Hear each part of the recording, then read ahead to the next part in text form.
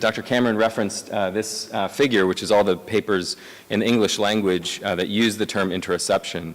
And what you can see is that there have been several notable features.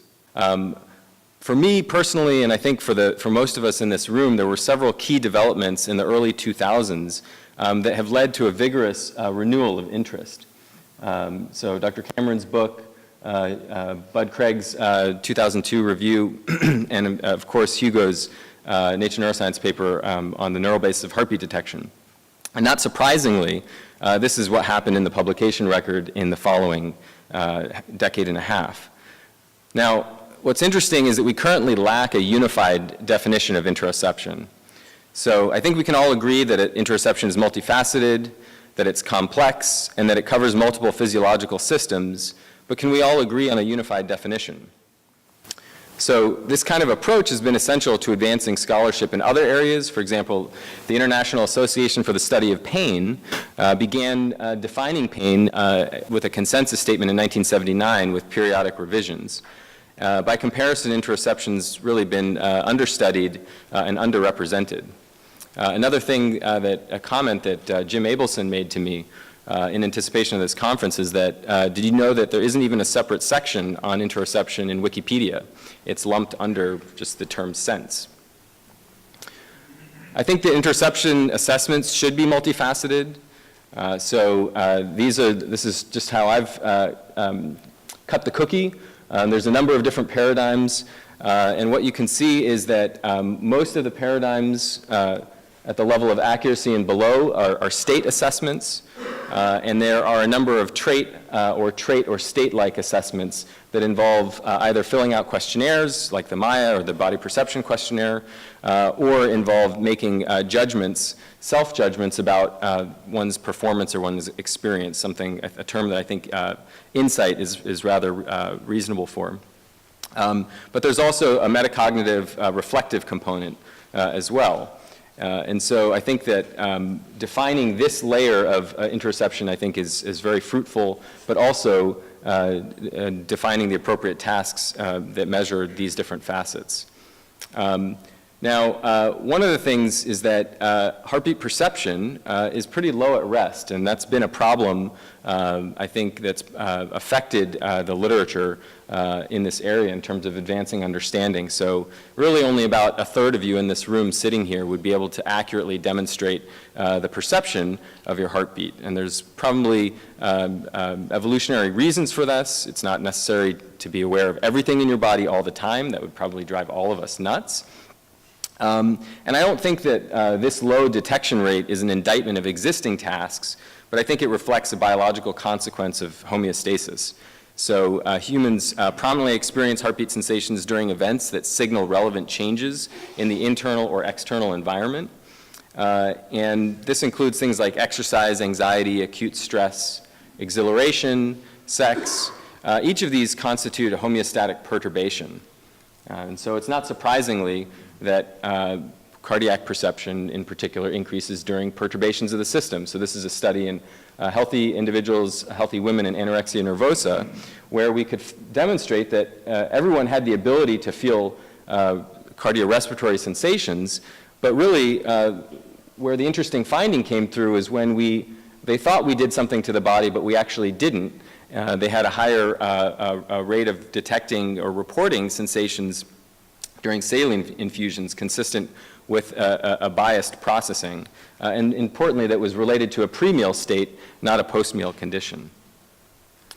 However, one of the things that's important is that few tasks actually assess perturbations. So heartbeat counting, heartbeat tapping, heartbeat detection. So none of these actually really assess this important component of intensity. And I think this is really essential to address because increases in cardiovascular arousal are typically reflected by increased symptom intensity. So why is symptom intensity important? Well, it's often a leading indicator in mental health or physical health that a pathological process is occurring. It's also often the first report that is elicited or assessed by clinicians during diagnostic assessments, and it's often listed as a factor in driving care. So other key facets of assessment include peripheral physiology and central neural circuitry. So this is a really fantastic image from the special issue on interoception by Schultz, looking at all the high-quality heartbeat detection fMRI studies available, looking at regions in the brain that preferentially respond to the process of attending to heartbeat sensations. And this yellow region is the area where there was the greatest convergence across all of the studies in the heartbeat attention component. And what you can see is that it's really not the posterior insula, and it's not really the anterior, it's the mid-insula. And this region has been identified as the first region to receive cortical vagal input from the thalamus, and it's been suggested as a crucial integration region. So we've replicated this finding using a perturbation approach. This is a paper in the special issue. What you can see is there's a really nice convergence between these two areas.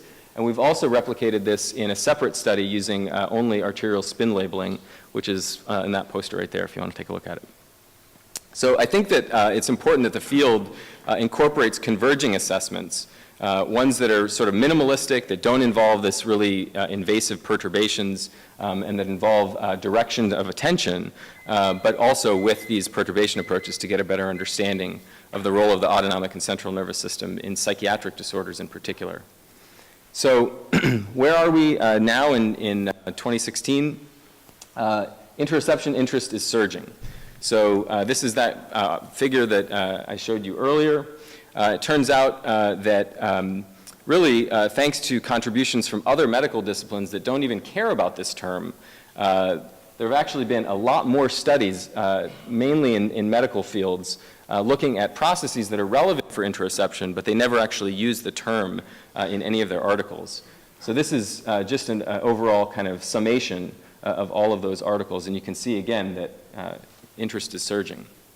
So I think we've made a lot of progress so far, but there's definitely some substantial challenges to address before we can make a difference in mental health. And so in terms of the future of interoceptive assessment, it's what we're all here to discuss. We'll spend the next 15 minutes breaking into small groups talking about it. And the question that I want you to think about, and we'll have some other questions up on the screen that you can pick and choose from, is really where would you like to see progress in interoception go, and how would you accomplish it? So I used to have the timeline here that was exactly the number of years since Sherrington introduced the term interoceptor, but all of us are going to be dead long before then. I think it's probably safe to say that most of us will no longer be doing science in 2065, maybe a few of us. So really kind of where do we want to round out this curve and what do we want to see happen? So thank you for all of you for coming out. It's a really fantastic meeting so far, and we'll get started with the assessment discussions next.